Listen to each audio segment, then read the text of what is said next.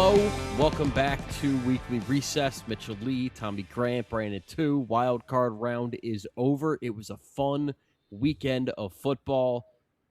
Tommy, your team advances. Brandon, hell yeah. the tribe has spoken, and the Panthers are done. However, we'll start with that game as the Rams get the win over Carolina, 34-31. It was nice to see Charlotte just a buzz. Surely not over the Hornets. That wouldn't be a thing. But over the Carolina Panthers, it was loud. You could tell. And Carolina gave it all they had in the game. I really thought that Bryce Young played well. I thought he outplayed Matt Stafford. And at the end of the day, I think the Rams just had more talent. Yeah. They just have more talent. Nothing more to add to that. Nothing to add. I mean, All right, hey, this is gonna be the first 10-minute podcast. yeah. I'm sad that they didn't play well enough, but also I would say they didn't play well They enough. played better than I thought they well. were going to. Sure. I started the day saying Rams by 30. I don't think this is being talked enough about. J.C. Horn, their best player, was in the blue medical tent on the last drive of the game, and that's not being discussed enough. And it's like, oh, you just gave Matthew Stafford all this time, you let them walk down the field. And I gotta be honest, J.C. Horn and Jackson fucking locked up the Rams on the outside for 3.75 quarters of that game. So what, Matthew Stafford's the MVP is a joke. I'm sorry, it's a joke. He's not the MVP. Just straight up. He wouldn't get that's my vote. That's my takeaway from that game. Is if he was the MVP, he would have dog walked the Panthers, and he didn't. So, my takeaway from that game is that Bryce Young is exactly who I thought he was. Sure. And that if Dave Canales actually, because in that game, Dave Canales wasn't coaching like a bitch. He wasn't like, oh, it's 2nd and 12. We're going to run the ball. And then on 3rd and 9, we're going to do a screen pass. No, Dave Canales said we have Bryce Young. And if we're going to do anything in these playoffs, it's going to be because Bryce Young takes us there. And I thought that he did his part. Between Jalen Coker, Tedero McMillan, I would like for them to add another piece. Obviously missing on Xavier Legette doesn't really help, but you get someone like Coker as an undrafted free agent, that does help. Just maybe get a deep threat. Yeah. But because I think they're gonna find it in the draft. If we're being honest, I think they're gonna find someone to complement. Unfortunately, I think they may have to. I don't know what the deal is now because Moton's old at right tackle, and then Ike Ekwonu. That looked like a really bad injury at left tackle, and that will probably affect his availability next year. That's probably something else that wasn't talked about enough too. Is Ekwonu literally on the 3rd play of the game or 4th play of the game just gets blown up and blows his knee out, or that's what it looked like. I don't know exactly what happened. I think they did say it was the knee. It was the knee. Yeah, it doesn't look like a good injury. They ruled him out basically immediately. Yeah. And I just think that's going to be tough for the Panthers no matter what, especially when you're dealing with Young versus that front 7 of the Rams. They're very good. The Rams are a good team. I'm not taking anything away from them. But the Panthers, they really shouldn't have been in that game. And the fact they were in that game and J.C. Horn and Mike Jackson were locking up the outside for a good, like I said, 3.75 of that game is just I find it really hard to believe that the Rams are gonna do much if Nakua isn't Puka isn't destroying guys. Personally, well, Puka I thought was all right. The guy that just didn't show up was Devontae Adams. Yeah. He was nowhere to be found because Puka, they'll move around a lot. They had him in the backfield on some plays. They'll do a lot with him. Devontae's just on the outside and working a lot towards the boundary. And so that's where Horn or Jackson are going to be, and they just kind of locked him down all night. And maybe I'm just dismissing Stafford and the Panthers are just a good matchup because they play zone, they funnel everything to the inside of the field and whatnot. But I feel like you gotta play a little bit better than they did at certain points. I think the Rams definitely kept the Panthers in that game because something that also I just don't think is being talked about enough is the Panthers literally tried to give away that game 4 times before all of a sudden the game just turned on its head because Puka dropped a clear touchdown at the end of the second half. Yeah. And then all of a sudden it was like, oh, the Panthers are in this game. But, I mean, Trevor Etienne dropped the punt. Things you he can't almost do when dropped trying to win a multiple- game as a 10 and a multiple half kickoffs. point underdog. Yeah. I mean, it's just a lot of turnovers and just stuff you can't do. But the Rams were like so bad at one point, they let the Panthers back in the game, and it's like that to me is not going to fly next weekend, I guess. Also, you had the Stafford hit his Hand. thumb or his Yeah. hand on the helmet, and that it was definitely a forearm. shook him up. It wasn't a helmet, it was a forearm, but still. That definitely shook him up at a Yeah. point because he started the game like 10 for 10 and then missed like I think he so went like maybe he 2 got for his hurt. next 11 or something. So that definitely shook him up. I mean, I guess maybe I was being harsh because it's not like Drake May played that well against it wasn't like he played that well. He played better, but he didn't play terribly great either. But I think he was also playing a better opponent, and a better defense. But let's go to the game of the week, as far as I am concerned. Wow. As I announced last week, America's my game? NFC team, America's team, as far as I am concerned, the Chicago Bears, getting the win over the Green Bay Packers, 31-27, despite the fact that they were down 17-3 at halftime. This team looked dead, Brandon. This team looked like they couldn't get points on the board because Ben Johnson, maybe he got too much of that Dan Campbell in him, just going for fourth downs all the time, field goals, who needs them? And at the end of the game, the Bears just were able to make plays. Miracle, man. Caleb Williams making plays. The defense kept Green Bay from really running the clock out. Now, I think that Matt LaFleur also kept Green Bay and Jordan Love as well. As good as I think Jordan Love played in this game, 4 touchdowns, no interceptions. He was the better quarterback this game, but when Chicago needed Caleb Williams to make plays, he made them, but they shouldn't have been in the position for that to happen. And Green Bay, it's another case of special teams costing it for Green Bay. They missed field goals. They missed extra points. They let big returns happen to put Chicago in good field goal or in good field position. And is the story more about Green Bay losing the game or Chicago winning it? I think it's Chicago winning it. I think we're just missing Chicago a little too much if we were to say it's Green Bay losing it. But, I mean, we've kind of, at least I have been, we've been kind of dismissive about Chicago all year. Like, you got to prove it. You got to put up. You got to, like, okay, you're 9-4. Okay, you're the 2 seed. But, like, what does that really mean? Like, let's see you play against someone when it matters most. And, I don't know. I mean, look, they beat a Green Bay team that they played, 3 times in 35 days or something like that. And they beat them handily a couple of times, or at least one time. And then, this game, like, I don't know, Green Bay outplayed them for most of the game, but I think Chicago did enough to hang around. And then Caleb did what Caleb does best and, escaping the pocket and making him play.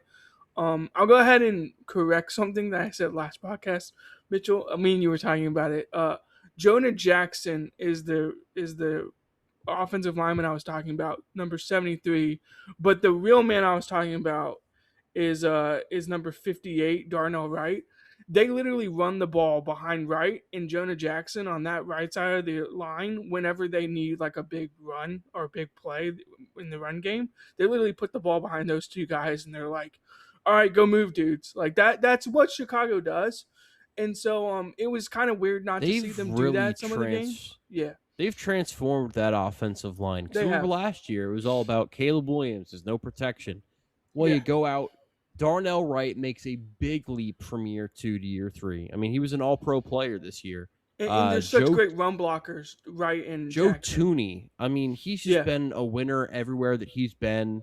And that's continuing in Chicago. Drew Dahlman made a big leap from his time in Atlanta to Chicago. Yeah, and I think Jonah Jackson's got some left in the tank here too.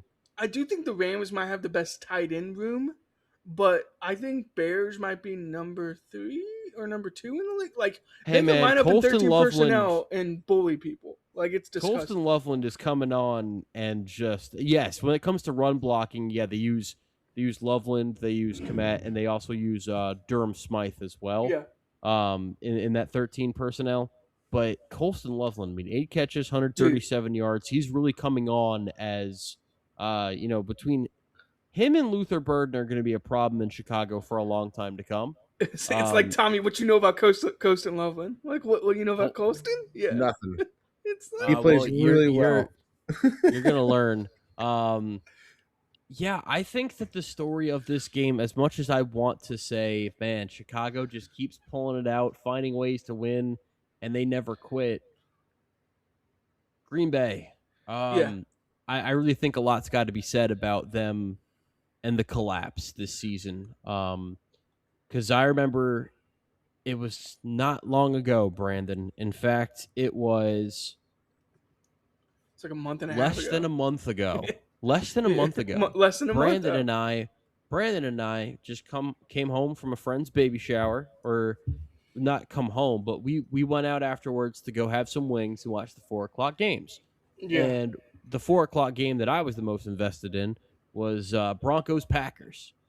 And the Packers had the lead in the third quarter of that game. And with that lead, they had a lead on the 1 seed in the NFC.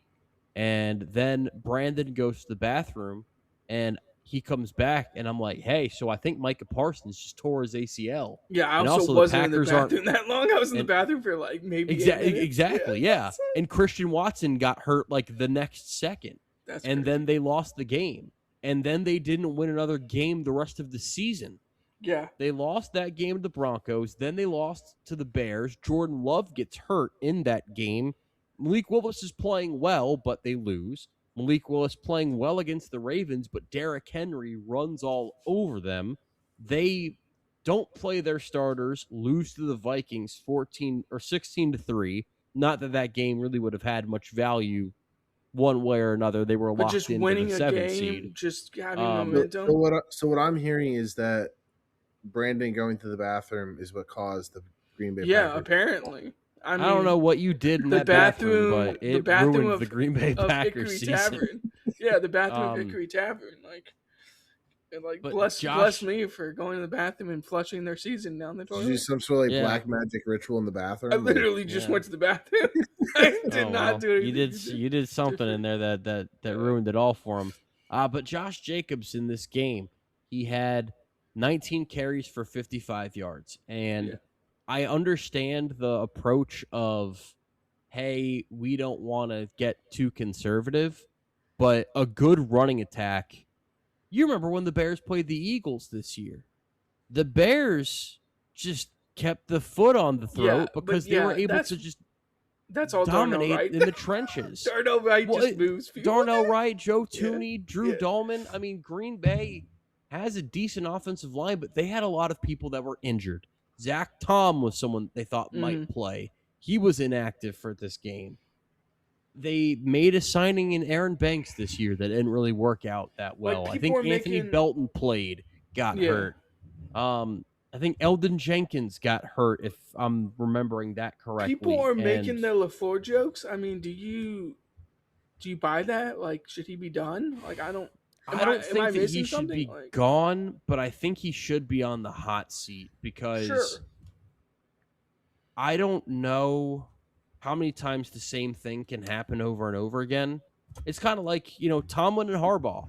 They're both out in the AFC North. How many times can the same thing happen again and again before you just go, it's not going to change with this guy, and we've got to move on? And I almost do think think Harbaugh that and some of those Tomlin- play calls cost them in the end. Yeah. And I think that Harbaugh might be the one that's picked in Green Bay. And if you're looking for someone that can hold on to late game leads, I'm not sure Harbaugh's the one you want to pick.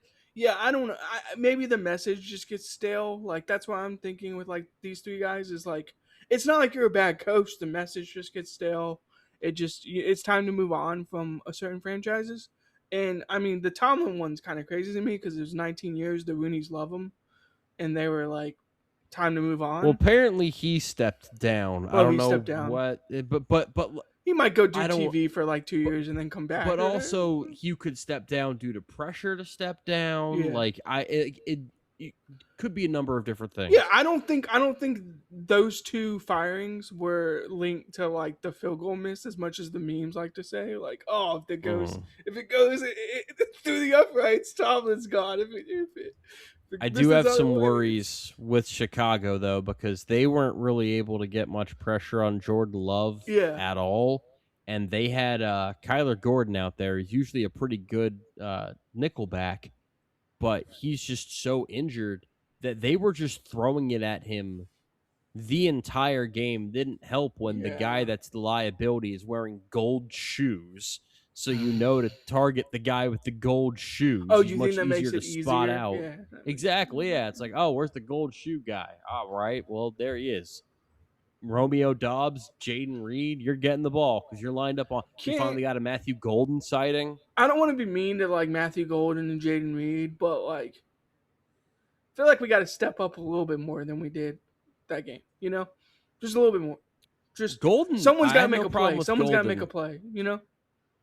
Yeah, Jaden Reed had a drop there in the fourth quarter. I think that Christian Watson is, when this team is at their best, I think he's their Watson's one. at his best. Yeah. He's their one, and I think it's they very don't clear have he's a their one, but if you had to, that's what they've been rank talking about for a them. year and a half, right? They're like, oh, we don't have a one, like it's all a committee, like we'll spread the ball around. Yeah, but like that Watson's would be nice the most talented. if they were ever healthy.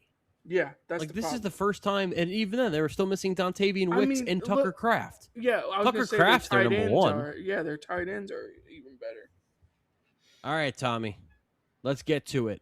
Buffalo Let's Bills 27, Jacksonville Go. Jaguars God, 24. did we call this game? Did we tee this game up or not? You Oh two my did. God. Thank Connor God and I were Brandon both and I on are faithful Jacksonville. to the great Buffalo Bills, unlike you and Connor. Well, spoiler alert. We'll see if that changes. That's not a spoiler, but we'll still talk. Whatever. I mean, it was whoever whoever had the ball last, and Josh Allen was going to will that team to victory. Trevor Lawrence had the ball last, though. No, it didn't. That doesn't really. He had like count. 40 seconds. That doesn't really count. And they just had to get in field goal range for Cam Little. It was over. But it was over. You know why they lost this game? Because they didn't have Trevor- Josh Allen. Because Trevor Right. Lawrence, for the last 2 months, did not appear. We got first 2 months of the season, Trevor Lawrence, and that guy was not playing well. Trevor Lawrence, for the last 2 months, had been playing at an MVP level. And before that, I said he was playing benchable level football. And he returned to that against the Bills. He was not playing particularly well. It just, things weren't clicking the same way. Where's almost Brian seemed, Thomas Jr., dude? I don't know, man. It seems like he almost phased him out of the game. I get that Parker Washington played really well. This was also a pretty bad Jacoby Myers game, and he was a big reason for. I mean, he had one catch for 12 yards. That's crazy. If you're if you just gave me that stat line, I would be able to tell you that they lost the game. I wouldn't need anything beyond that to tell you that they lost that football game. They also only ran the ball 23 times, and Jacksonville seems to me like a team that should be running the ball more than that. 40 times a game. Granted, they only had 53 plays, but it was just kind of surprising. Or rather, 54 plays. Yeah, I it think was just Buffalo, a surprising game plan for them. Yeah, I think Buffalo shrunk the game too. Like They did. Like, Oh yeah, they dinked and dunked their way down the Something in. field. Yeah, because it was a lot of. Well, There was a lot think of they knew. Josh Allen. Jacksonville completely shut down the run game. Yeah. I mean, James Cook. Unless we talk about the last drive where Josh Allen just like drove dudes. But put like, the team on his back though. Even their traditional tush push play, like they didn't do as well as they normally did. I mean, Jacksonville. It's so funny. They go left every single time. It's so fucking funny. It's like it's so predictable. Yeah. And I feel like Jacksonville's the only team that put 2 and 2 together. Like, hey, if we hold the left side a little bit stronger, we can hold them back. And they did, but they made it through. Up until the last tush, or the second to last tush push. I mean, the tush carry, my favorite play of the whole game. The tush rugby scrum. I don't know who the name of the guy who did it, but just fucking picked up Allen and just like, yeah, right. we're taking you to go. Let's go. Like that play was actually the closest to a rugby scrum. Yeah. At that point, like although in rugby, I don't think I've ever seen like a New Zealand All Blacks team like drag like a guy like 20 yards down the field. Like again, that was by far my favorite play of the game. But then if you're Jacksonville at that point, you gotta let them score. Like you gotta yeah. I thought that Josh Allen was the best quarterback of the weekend. Sure. And if you were just ranking the quarterbacks going into the weekend, Josh Allen would be your number one. Yeah. So that makes sense. But Buffalo needed him. It came down to beat up. He was getting beat up pretty bad. He was. Yeah. It came down to the quarterbacks. Josh Allen came to play. Trevor Lawrence didn't. So Jacksonville's going home. This is the funny thing about football, because I think football, unlike basketball, or even like if we're talking about 4 major sports like hockey in some cases, like I don't think an individual player can take over a game per se in like football and like let's say baseball the way you can in like basketball. But if you have a good quarterback like that, a quarterback can take over a game. And like that's what Josh Allen did. Like he took over the game at the end of the game. Like he just did. Like he like Mitchell said, put the team on his back, put Jacksonville on his back, and dragged them down the field. Like I mean, again, this is where like tying the win-loss record to the quarterback and talking about the QB play. Like I totally get it. QB is the most important position in football. It might be the most important position in sports. But it's a team game. Like there's other aspects that you have to play well enough to like win. And so every time Buffalo is like, this is our year, there's no Mahomes, Josh Allen has to put up or shut up. And it's like, dude, he can be the best player on the field against like a Mahomes and still lose the game because the Chiefs are just a better team. I hope that doesn't happen to the Bills this year. I'm kind of rooting for them to make the Super Bowl, to win it all. But you should. I don't think it's an indictment on Allen if they don't, I guess is my biggest point. Like this is a team game at the end of the day. Like you still have to Allen's the only reason they're in football playoffs right now is because he puts the team on his back every fucking game. Yeah, fair. I mean, maybe I'm dismissing how well he puts the team on his back or like the impact he can actually have. But Mitchell, you brought it up last week, did you not? McDermott might be shown the door if they don't win this game, and now they win this game, they have some momentum. Like I brought it up, the team that wins that game in Jacksonville and Buffalo, they might be winning the Super Bowl. Like that's how good those teams are. And you certainly feel Josh good Allen about your played chances. Better than Trevor Lawrence. Yeah, you feel good about your chances. I don't know. Denver's tough, man. We will get to it. I still don't know if I believe. Let's get to the last good game of the weekend. That being San Francisco 23, Philadelphia 19. The Eagles, man. This was rough. This was a game that neither team really felt like they had control of the game. Yeah.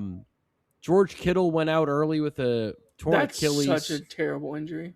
Awful injury, and that was what's funny, or it's not funny, but ironic. It's the only moment in the game where I felt like, so Philadelphia's got this. It was nothing that they did, but just an injury. And of course, they couldn't take advantage of that. The Niners, Demarcus Robinson was making plays, Jawan Jennings, Christian McCaffrey. other people Jake Tongus or Tongues or whatever the fuck his name is. We're stepping up and making plays. Meanwhile, the Eagles couldn't get things going. Yeah. They phased A.J. Brown out of the game completely, and then when they finally came back he's fighting his coach on the sideline. He had 25 yards. Which I don't put a whole lot of stock into him and them going at it on the sideline. Like, Brady made a good point in the booth. I didn't put a whole lot of stock into it, but it's still like, you guys are having this issues in a wild card weekend, like in the playoff game. But like, Sirianni and A.J. Brown have had their stuff. Like, they've had different things going on all season. Yeah. And it just kind of feels like you would have expected this veteran team to figure it out for the playoffs. Yeah, and they didn't. And they've just kind of been showing you who they are all season. Yeah. And when you look back and you, like for me, for example, I predicted them to get to the NFC Championship game. And I'm like, why the hell did I do that? Because they showed me, I guess I had faith in their defense, right? Because the defense, I was like, all right, offense can do whatever. They're going to hold teams under 20 points. And I think the offense can get to 20 and they'll be all right. And look, they've got a good matchup in round one as far as running the football. They can lean on Saquon. But they didn't do it. Saquon ran the ball decently, but you've got to get literally anything from Jalen Hurts, and you've got to, the defense didn't really step up the way that they had been accustomed to either. I don't want to. I mean, Connor's been blaming the play calling all year. I don't want to like go that far. Well, like say it's they just fired the play his calling. Ass. So yeah, but I never want to see the 2025 Eagles offense ever again. Like, what are we doing? Figure it out. Just, it's bad. It's just gross. You have all that talent, you can't move the ball. Like, nah. I'm sorry. You can't run like QB blast with in certain situations, or like guard tackle like GT like Bam or something. Like, I don't know. Like, figure it out. Like, run the ball. Put the ball in Saquon's hands. He's your best player. And then get A.J. Brown the ball when he clearly is frustrated and wants the ball. Like, that's might be the biggest indictment. Is like, I think Brown had every right to be mad at Sirianni. Every right to be mad. Yeah, absolutely. Like, get him the ball. Like, he's your best receiver. Get him the ball. Like, it disgusting, honestly. And Shanahan outcoached. Like, Shanahan's a dude. I mean, that draw up to Jennings that's such a smart like draw up, and Christian McCaffrey adjusting to a ball deep down the field, catching it over his shoulder. Like, that's what C-Mac does. Like, C-Mac is one of the best players in the league. And I mean, we're talking about putting a team on your back or like making an impact. Like, Christian McCaffrey should be at the very top of that list in terms of this weekend in the playoff games. I mean, that dude balled out. Yeah, I don't see anything different. I think 49ers are going to do the same thing they did this week. I think they're going to be very tough to knock out of the playoffs because of Shanahan and the offensive talent they have. But, yeah, I don't know. Sorry I'm ranting a little bit about Philly, but, I mean, you have Saquon, A.J. Brown, Devontae Smith, Goddard. Like, name all their skill guys, plus your offensive line is good and you can't move the ball. Or your offensive line was good. Like, is that the issue? Your offensive line was good. It was one of the best in the league, and now you can't move dudes. Like, I don't know.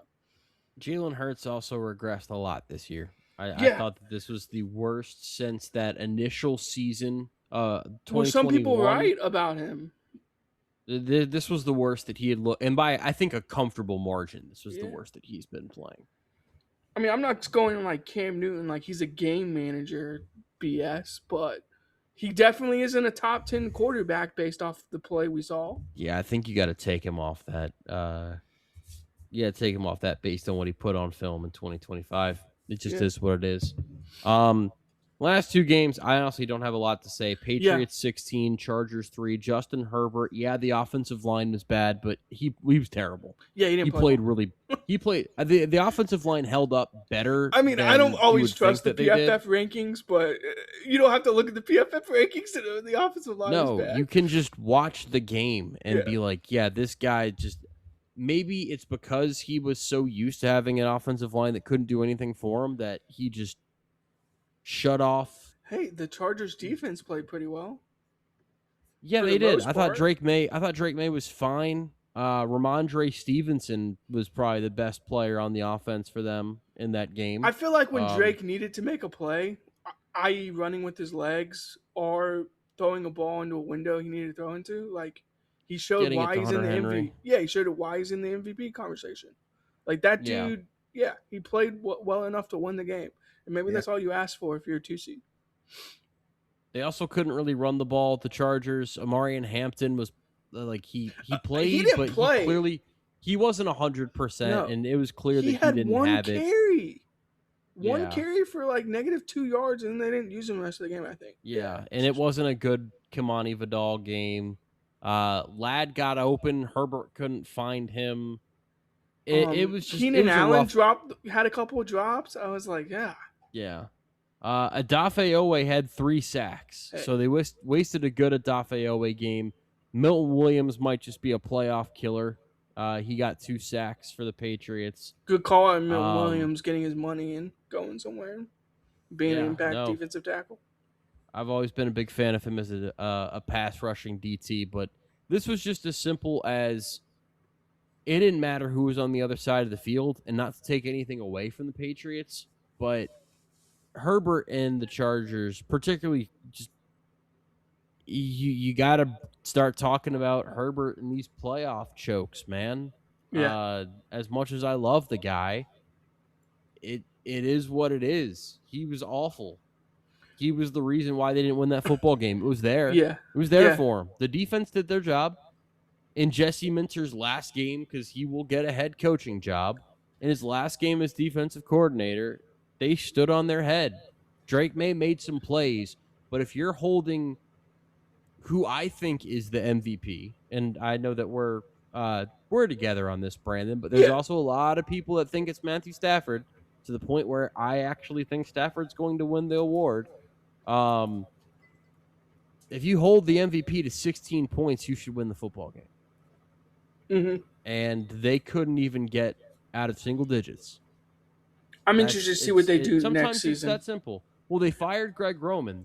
Yeah. So they're going to lose they're going to lose one coordinator to a head coaching job, and they fired the other offensive Roman, John Harbaugh going somewhere is like 100% happening, right? You would think not, since he's been fired by both brothers. Since he got fired by both brothers now, but I don't know. I don't even. You're not wanted by the family anymore. Yeah, Harbaugh clearly knows what he wants. He didn't get that from both coordinator positions. Or I mean, you're losing Minter. Minter's getting a job. So yeah, I wonder how they replace the coordinators. I wonder if they upgrade the offensive line, like they just go spend a ton of money in free agency, or part of the draft, upgrade is just getting your people back. I mean, getting Joe Alt and Rashawn Slater back, and telling Mekhi Becton to take a hike. Right. Telling Bradley Bozeman to take a hike. I don't want to early say this, but the Chargers could be like the third best team in the AFC next year, and I wouldn't be like, oh, that's shocking, I still think also wouldn't be surprised if they took a major step back as well. Yeah, they're in a weird spot. They are. Do we have to talk about Pittsburgh Texans that much? I mean, Texans defense is immaculate. Just Will Anderson, Danielle Hunter. It's disgusting. And you get a secondary with Derek Stingley Jr., Jalen Petrie, Caden Bullock, Kamari Lassiter. You've got a loaded secondary, and you're playing an old man who DK Metcalf dropped a pass, and then Aaron Rodgers did that thing where, you dropped the pass in the first half, See ya. I'm not coming back to you the rest of the game. And when tough. that guy is DK Metcalf, yeah, who the hell else are the Pittsburgh Steelers going to throw the ball to? And Aaron Rodgers said, well, who do you think I'm going to throw the ball to? I'm going to throw it to the Texans. And the final pass of his career, they could have ran the probably ball. a pick six, Yeah. which I think is just lovely. You can't run the ball against this team. You can't throw the ball against this team. And the Texans are lucky because C.J. Stroud, I thought, played pretty badly. But they ran the ball well. They ran this for is where people are 164 yards, and Woody Marks got going. Again, this is where like wins, losses, QBs. It's like, oh, Stroud did enough to win. Like they won. Like who cares? Like Stroud didn't play well. Like just, I mean, again, he just didn't play well. But it didn't matter because Mitchell, they could have punted the ball the entire game and won the game. It still would have beat the Pittsburgh Steelers. Like C.J. Stroud was on his nasty, dude. They're nasty. C.J. Stroud was on his 2009 Mark Sanchez versus the Chargers. Just like I actually want them hold next out playoff game to just punt the ball. Yeah, just punt it. 4 straight runs and punt, 3 straight runs and punt the ball. Like interesting note for both of the teams in that game: Nico Collins and Christian Gonzalez both left the game with concussions. Yeah, so those two probably would have been going up against each other. No, they're getting through protocol. I don't know. I don't want to be like conspiracy, like concussion. I can see Christian Gonzalez getting through it because the Patriots are a shady ass organization.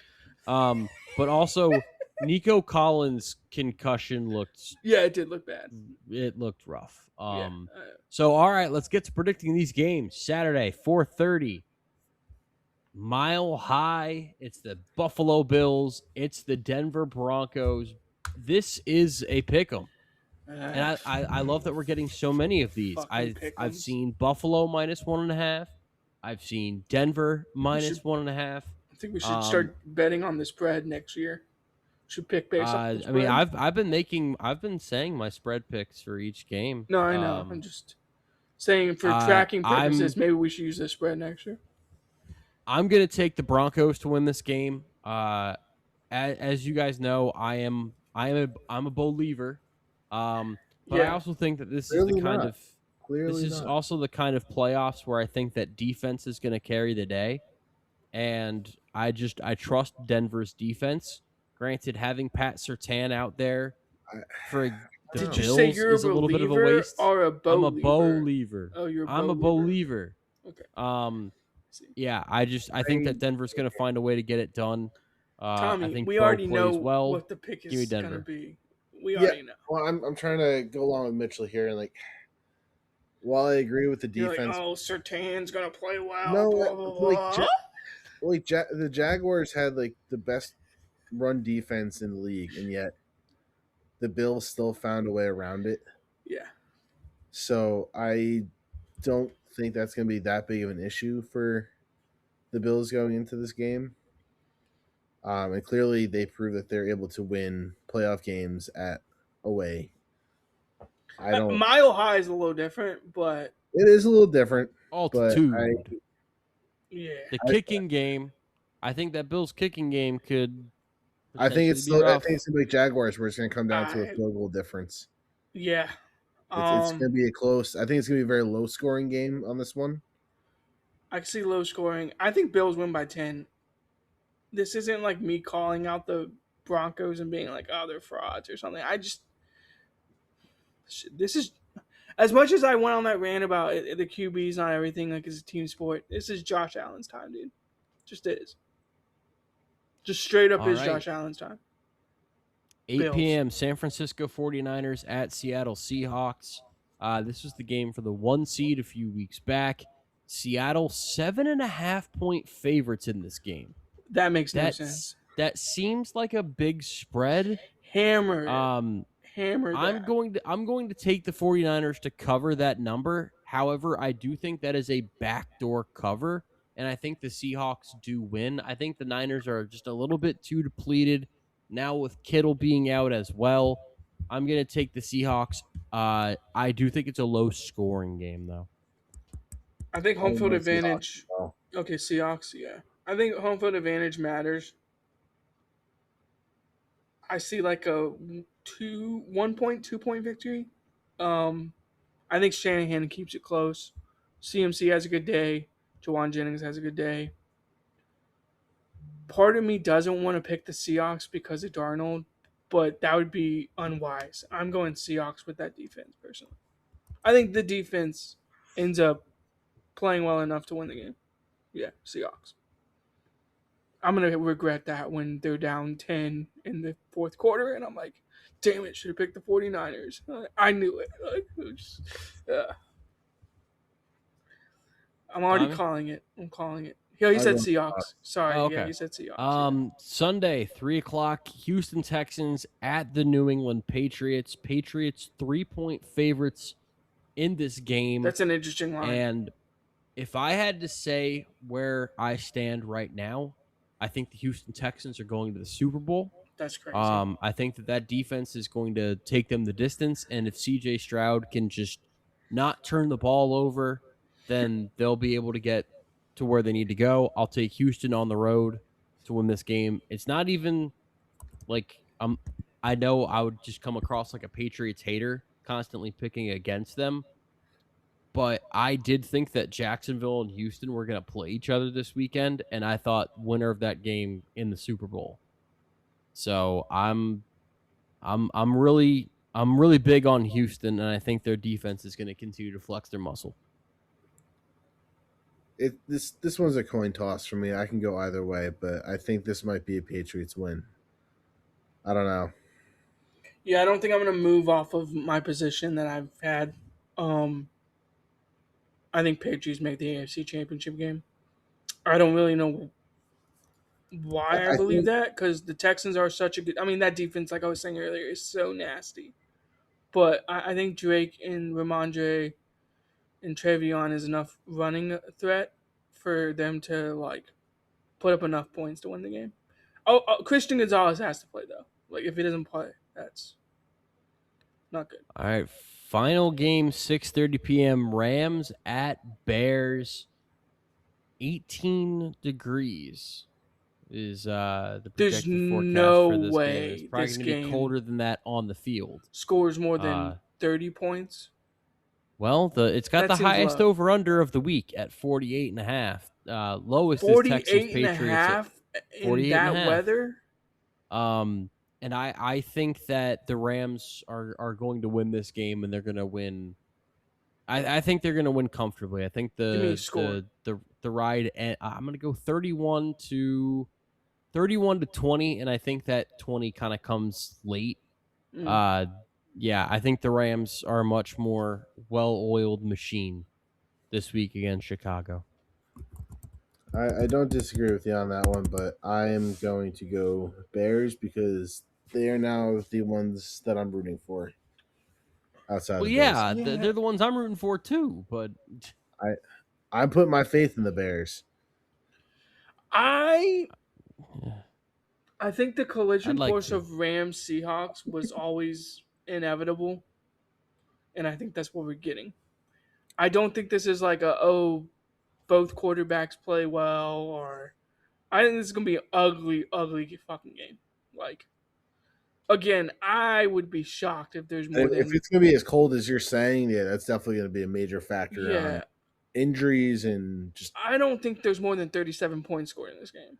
Like, so you're saying to take the under. Meanwhile, I have it at 31-20. So, well, you would still. But be I think that taking I think that is a very backloaded over that hits. But that's just a. We'll see. I mean, Vegas obviously knows more than like data and just stuff happens. No.